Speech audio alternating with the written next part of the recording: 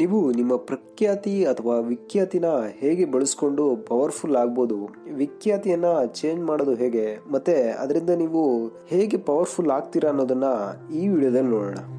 So welcome to ಪುಸ್ತಕಾಂಶ.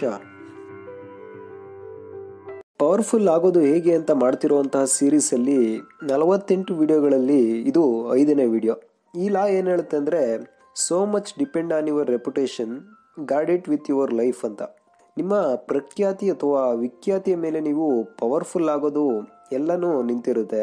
ಇದನ್ನು ನೀವು ಯಾವಾಗ್ಲೂ ಕಾಪಾಡಲೇಬೇಕು ಅಂತ ಹೇಳ್ತಾರೆ. ನಿಮಗೆ ಈ ರೆಪ್ಯುಟೇಷನ್ ಏನು ಅಂತ ಅರ್ಥ ಆಗಬೇಕು ಅಂದರೆ, ಅದನ್ನ ಹೇಗೆ ಯೂಸ್ ಮಾಡಬೇಕು ಅಂತ ತಿಳ್ಕೊಳ್ಳೋಕೆ ನಿಜವಾಗ್ಲೂ ನಡೆದಂತಹ ಒಂದು ಘಟನೆಯನ್ನ ಸಿಂಪಲ್ ಕ್ವಶನ್ ತರ ಕೇಳ್ತೀನಿ. ನಿಮ್ಮ ಕೈಲಾದ್ರೆ ಆನ್ಸರ್ ಅನ್ನ ಮಾಡಿ ನೋಡೋಣ. ಒಬ್ಬ ರಾಜ ಇರ್ತಾನೆ. ಅವನು ರಾಷ್ಟ್ರಗಳ ಮೇಲೆ ದಾಳಿಯನ್ನ ಮಾಡಿ ಎಲ್ಲಾ ರಾಷ್ಟ್ರಗಳನ್ನ ವಶಪಡಿಸ್ಕೊಂಡು ಬರ್ತಾ ಇರ್ತಾನೆ. ಅವನು ಓದಲೆಲ್ಲ ಯಾವ ರಾಜರು ಸಹ ಬದುಕ್ತಿರಲ್ಲ. ಆ ರೀತಿಯಲ್ಲಿ ಅವನು ಅವ್ರಿಗೆಲ್ಲ ವಂಚನೆ ಮಾಡಿ ಗೆಲ್ತಾ ಇರ್ತಾನೆ. ಅವನ ವಂಚನೆ ಯಾವ ರೀತಿ ಇರ್ತಾ ಇತ್ತು ಅಂದ್ರೆ, ರಾಜರುಗಳು ತಾವಾಗೇನೆ ಬಂದು ಅವನು ತೋಡಿದಂತ ಹಳ್ಳಕ್ಕೆ ಬೀಳ್ತಾ ಇರ್ತಾರೆ. ಹಾಗೆ ಆ ರಾಜ ಕುತಂತ್ರವಾದ ಪ್ಲಾನ್ ಗಳನ್ನ ಮಾಡ್ತಾ ಇರ್ತಾನೆ. ಅದಕ್ಕೆ ಬಲಿಯಾಗ್ತಿದ್ದವರು ಒಬ್ರು ಇಬ್ರು ಅಲ್ಲ, ತುಂಬಾ ರಾಜರುಗಳು. ಈ ರೀತಿ ವಂಚನೆ ಕುತಂತ್ರಗಳನ್ನ ನಡೆಸಿ ಎಲ್ಲರಿಗೂ ಮಣ್ಣನ್ನ ಮುಗಿಸ್ತಾ ಇರ್ತಾನೆ. ಇದರಿಂದ ಅವನಿಗೆ ಕುತಂತ್ರಿ ಅನ್ನುವಂತಹ ರೆಪ್ಯುಟೇಷನ್ ಅಥವಾ ವಿಖ್ಯಾತಿ ಅವನಿಗೆ ಇರುತ್ತೆ. ಈ ರೀತಿಯ ಚಾಣಾಕ್ಷ ರಾಜ ತಾನು ಮುಂದಿನ ರಾಜ್ಯಕ್ಕೆ ದಂಡೆತ್ತಿ ಹೋಗೋಕ್ಕೂ ಮುಂಚೆ ಒಂದು ಕೋಟೆಯಲ್ಲಿ ಉಳ್ಕೊಂಡಿರ್ತಾನೆ. ಈ ವಿಷಯವನ್ನ ಮತ್ತೊಬ್ಬ ಒಳ್ಳೆ ರಾಜನಿಗೆ ಒಂದು ಗಾಳಿ ಸುದ್ದಿಯಾಗಿ ಮುಟ್ಟಿಸಲಾಗುತ್ತೆ. ಏನಂತಂದ್ರೆ, ಆ ಚಾಣಾಕ್ಷ ರಾಜ ತುಂಬಾ ಕಡಿಮೆ ಜನರ ಜೊತೆ ಆ ಕೋಟೆಯಲ್ಲಿ ಇದ್ದಾನೆ. ಅವನ ಹತ್ರ ಜಾಸ್ತಿ ಸೈನ್ಯನೂ ಇಲ್ಲ. ಇದೇ ಸರಿಯಾದ ಸಮಯ ಅವನನ್ನ ಬಂಧಿಸೋಕೆ ಅಂತ ಒಂದು ಸಂದೇಶವನ್ನ ಒಬ್ಬ ಒಳ್ಳೆ ರಾಜನ ಕೈಗೆ ಕೊಡಲಾಗುತ್ತೆ. ಸೊ ಈ ಸುದ್ದಿ ಕೇಳಿದಂತಹ ಒಳ್ಳೆ ರಾಜ ಅವನನ್ನ ಬಂಧಿಸಲೇಬೇಕು ಅಂತ ಹೊರಡ್ತಾನೆ. ಇವನ ಹತ್ರ ಒಳ್ಳೆ ಸೈನ್ಯನೇ ಇರುತ್ತೆ. ಆ ಸೈನ್ಯದ ಜೊತೆ ಆ ರಾಜ ಇದ್ದ ಕೋಟೆ ಬಾಗಿಲಿಗೆ ಬಂದು ನಿಂತ್ಕೊಳ್ತಾನೆ. ಅಲ್ಲಿ ನೋಡಿದ್ರೆ ಆ ಕೋಟೆ ಬಾಗಿಲು ಪೂರ್ತಿ ತೆಗ್ದಿರುತ್ತೆ. ಸೈನಿಕರು ಅಷ್ಟಾಗಿ ಕಾಣಿಸ್ತಾ ಇರಲ್ಲ. ಆ ಕುತಂತ್ರ ರಾಜ ಮಾತ್ರ ಎಲ್ಲಾ ಪೂರ್ತಿ ಸೈನ್ಯಕ್ಕೆ ಕಾಣೋ ರೀತಿ ದೂರದಲ್ಲಿ ಕೋಟೆ ಮೇಲೆ ಕೂತ್ಕೊಂಡು ಒಂದು ಫ್ಲೂಟ್ ಅನ್ನ ನುಡಿಸ್ತಾ ಇರ್ತಾನೆ, ಇವ್ರಿಗೆ ಸ್ವಾಗತ ಮಾಡೋ ರೀತಿ. ಇವಾಗ ನೀವೇ ಹೇಳಿ, ನೀವೇ ಆ ಒಳ್ಳೆ ರಾಜ ಅಥವಾ ರಾಣಿ ಆಗಿದ್ರೆ ನಿಮ್ಮ ಸೈನ್ಯ ತಗೊಂಡು ಆ ತೆಗ್ದಿರುವಂತಹ ಕೋಟೆ ಬಾಗಿಲೊಳಗೆ ಹೋಗ್ತಾ ಇದ್ರು, ಅಥವಾ ಇದು ಒಂದು ಕೆಡ್ಡ ಅಂತ ಅರ್ಥ ಮಾಡ್ಕೊಂಡು ವಾಪಸ್ ಹೋಗ್ತಾ ಇದ್ರು ಅಂತ. ಈ ರಾಜನ ನಿರ್ಧಾರ ಏನಾಗಿತ್ತು ಅಂದ್ರೆ, ಇಷ್ಟು ಸುಲಭವಾಗಿ ಕೋಟೆ ಬಾಗಿಲೆಲ್ಲ ತೆಗೆದ್ಬಿಟ್ಟು ಯಾರು ಕಾವಲ್ಗಾರರು ಇಲ್ದೇನೆ, ಜೊತೆಗೆ ಆ ಕುತಂತ್ರಿ ರಾಜ ಆರಾಮಾಗಿ ವಿಸಲ್ ನುಡಿತಾ ಕುಂತಿದ್ದಾನೆ ಅಂದ್ರೆ, ಇದು ಸಹ ಇವನು ಹಳೆ ಪ್ಲಾನ್ಗಳ ತರನೇ ಒಂದು ಟ್ರ್ಯಾಪೇ ಆಗಿರುತ್ತೆ ಅಂತ ತಿಳ್ಕೊಂಡು ತನ್ನ ಸೈನ್ಯವನ್ನ ವಾಪಸ್ ಕರ್ಕೊಂಡು ಹೋಗ್ತಾನೆ. ಇದು ಒಳ್ಳೆ ನಿರ್ಧಾರ ಅಂತ ನಿಮ್ಗೆ ಅನ್ನಿಸ್ಬೋದು. ನಿಮ್ಮ ನಿರ್ಧಾರನೂ ಇದೇ ಆಗಿರ್ಬೋದು. ಆದ್ರೆ ನಿಜವಾದ ಸ್ಥಿತಿ ಹೇಗಿತ್ತು ಅಂದ್ರೆ, ಈ ಚಾಣಾಕ್ಷ ರಾಜ ಎಲ್ಲಾ ಯುದ್ಧಗಳನ್ನ ಗೆಲ್ತಾ ತನ್ನ ಸೈನ್ಯವನ್ನ ತುಂಬಾನೇ ಕಳ್ಕೊಂಡಿರ್ತಾನೆ. ಅವನ ಹತ್ರ ಆ ಕೋಟೆಯಲ್ಲಿ ಹೆಚ್ಚು ಸೈನಿಕರು ಸಹ ಇರಲ್ಲ.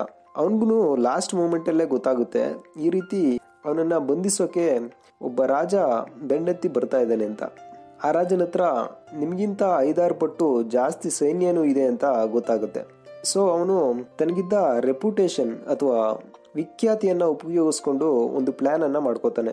ಇವಾಗ ನಾನು ಹೋರಾಟ ಮಾಡೋಕ್ ಹೋದ್ರೂ ಗೆಲ್ಲೋ ಚಾನ್ಸಸ್ ಇಲ್ಲ, ಹಾಗಾಗಿ ಎಲ್ಲಾ ಕೋಟೆ ಬಾಗಿಲನ್ನ ತೆಗೆದ್ಬಿಟ್ಟು ಆರಾಮಾಗೇನೆ ಇರ್ತೀನಿ, ನಾನೆಲ್ಲ ಪ್ಲಾನ್ ಅನ್ನ ಮಾಡ್ಕೊಂಡಿದ್ದೀನಿ ಅನ್ನೋ ರೀತಿ ಹೀಗೆ ಒಂದು ಪ್ಲಾನ್ ಅನ್ನ ಮಾಡ್ತಾನೆ.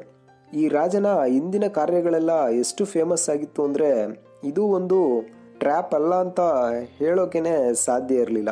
ಈ ರೀತಿಯ ವಿಖ್ಯಾತಿಯಿಂದ ಅವತ್ತು ಆ ರಾಜ ತನ್ನ ಪ್ರಾಣವನ್ನೇ ಉಳಿಸ್ಕೊಂತಾನೆ.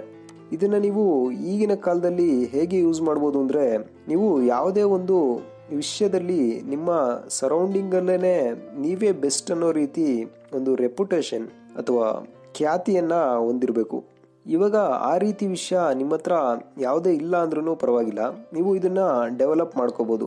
ಹೇಗೆ ಅಂದ್ರೆ, ಯೋಚಿಸಿ ನೋಡಿ, ನೀವು ಯಾವ ವಿಷಯದಲ್ಲಿ ತುಂಬಾನೇ ಚೆನ್ನಾಗಿ ಒಂದು ರೆಪ್ಯುಟೇಷನ್ನ ಬಿಲ್ಡ್ ಮಾಡ್ಬೋದು ಅಂತ.